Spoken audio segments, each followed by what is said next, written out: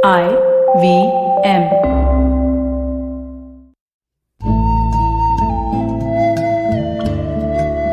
IVM के Hindi travel podcast टेढ़े मेढ़े रास्तों पर आपका स्वागत है।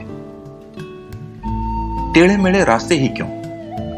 वो इसलिए कि घूमना भी तो ऐसे ही रास्तों की तरह पेचीदा और लगातार उतार चढ़ाव भरा होता है, जहां हर पल कुछ नया देखने और महसूस करने को मिलता रहता है। शर्त बस यही होती है कि आंख कान खुले रहने चाहिए। मैं हूं केशव चतुर्वेदी और मैं आपको ले चलूंगा इस जबरदस्त यात्रा पर और सुनाऊंगा ऐसी मजेदार कहानियां शहरों, किलों, महलों, सड़कों और सबसे अहम इंसानों की, जो पिछले 20 साल से ऐसे ही रास्तों पर भटकते हुए मैंने सिर्फ आपके लिए इकट्ठा की हैं। तो आइए शुरू करते हैं। कुछ जगह ऐसी होती हैं जिनकी तासीर द्वीप जैसी होती है। सागर की उफनती लहरों के बीच ठहराव और आराम के एक पड़ाव की तरह सारनाथ भी ऐसी ही जगह है। बनारस शहर के बाहर कोई 10 किलोमीटर दूर सारनाथ बनारस के मिजाज से बिल्कुल विपरीत है। जहां बनारस में शोर शराबा, हर समय चहल पहल और जीवंतता बिखरी रहती है, वहीं सारनाथ बिल्कुल शांत, करीब करीब मौन रहता है। प्राचीन काल में इसके कई नाम थे, जैसे इसीपटना, और इसका असली नाम था सारंगनाथ, यानी हिरण के राजा का जंगल। असल में इससे जुड़ी एक पुरानी बौद्ध कहानी है, जिसमें बुद्ध के एक रूप बोधिसत्व हिरण के रूप में आए और इस जंगल में रहने लगे। एक दिन एक राजा यहाँ शिकार करने आया और उसका ध्यान एक हिरणी पर ठहर गया। वो उस हिरणी को मारना ही चाह रहा था कि हिरण का वेश धरे बोधिसत्व ने उस राजा को हिरणी को मारने से रोका और खुद को उसके बदले राजा को सौंप दिया। राजा इस बात से इतना प्रभावित हो गए कि उन्होंने न सिर्फ बोधिसत्व की जान बख्श दी, बल्कि इस इलाके में हिरणों के शिकार पर रोक लगा दी। यह बात जंगल की आग की तरह फैल गई कि राजा का हृदय परिवर्तन हो गया है, तो जरूर जंगल में कोई ना कोई अनोखी बात तो होगी। और कुछ हद तक यह बात सही भी थी। यह वही जगह है जहां महात्मा बुद्ध ने बुद्धत्व मिलने के बाद पहला प्रवचन दिया था।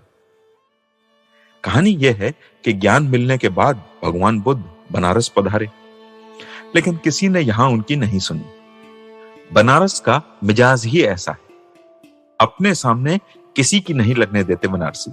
तो भगवान ने बनारस छोड़ दिया और अपने 5 साथियों के साथ वे शहर से बाहर आ गए। शाम गहराने लगी थी। ये इलाका तब घना जंगल ही होता था, तो उन्होंने यहां डेरा जमाया और यहीं पहला प्रवचन दिया। उनके साथ आए वो 5 लोग ही उनके पहले शिष्य बने और यूं बौद्ध संघ की स्थापना हुई।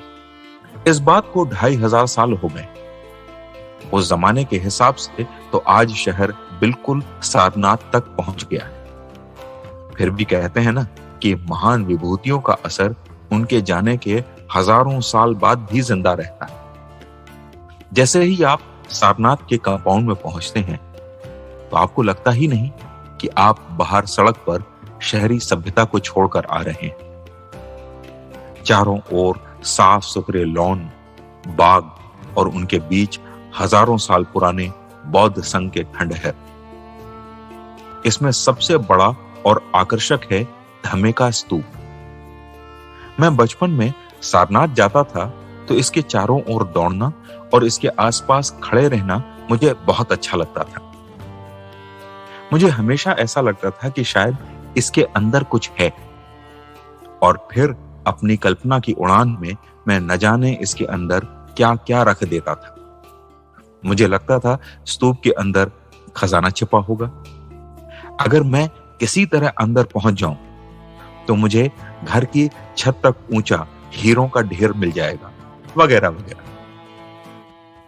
हर बार सारनाथ की यात्रा में अंदर की मेरी कल्पना किसी नई कीमती चीज का भंडार खोज लेती थी।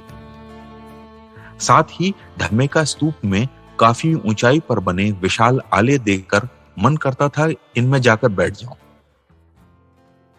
सारनाथ को देखकर विश्वास हो जाता है कि समय और इंसान एक चक्र में चलते हैं।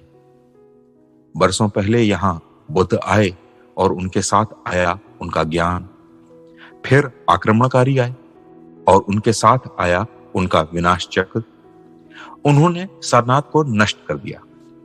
फिर 150 साल पहले एक बार फिर ये जंगलों के बीच खोजा गया और आज बौद्ध धर्म के 4 बड़े केंद्रों में एक है। दूसरा चक्र बोधि वृक्ष से जुड़ा हुआ है। कभी राजा अशोक के समय बोधि वृक्ष की डाल बोध गया से श्रीलंका के अनुराधापुर शहर ले जाई गई थी। उसी पीपल के पेड़ की एक शाखा 2500 साल बाद 20वीं शताब्दी में बोध गया लाई गई। उसमें से एक शाखा को यहां सारनाथ में भी मूलगंध कुटीर में लगाया गया। तो जिस पेड़ की छांव में बुद्ध ने ज्ञान प्राप्त किया, वही पेड़ 2500 साल की यात्रा करके वापस सारनाथ उनकी कुटी के सामने आकर स्थापित हो गया। व्यक्तिगत स्तर पर लौटूं तो बनारस छोड़ने के बरसों बाद एक बार फिर यहां जानना हुआ। तब तक धम्मेका स्तूप से जुड़ी कल्पनाएं तो खत्म हो गई थी, लेकिन स्तूप आज भी उतना ही आकर्षक और वैभवशाली लग रहा था। स्तूप से सट कर बैठना, उसे छूना, उसकी परिक्रमा करना, सब कुछ वैसी ही शांति और ठहराव दे रहा था जैसा बरसों पहले मैं महसूस करता था। स्तूप के आले देखकर उनमें बैठने का एक बार फिर मन किया, लेकिन आज पहुंच से काफी दूर थे। तो आज टेढ़े मेढ़े रास्तों का सफर इसी मील के पत्थर पर खत्म होता है। अगली कड़ी में फिर किस्सों के एक नए मोड़ पर मिलेंगे और वहां से नए मील के पत्थर तक साथ चलेंगे। अगर आपको यह पॉडकास्ट पसंद आया हो तो इसे लाइक और रेट जरूर करें। साथ ही बेल आइकन पर भी प्रेस करें ताकि हर नए एपिसोड की सूचना सबसे पहले आपको पहुंचे। और हाँ, हमारे पॉडकास्ट को सब्सक्राइब करना न भूलें।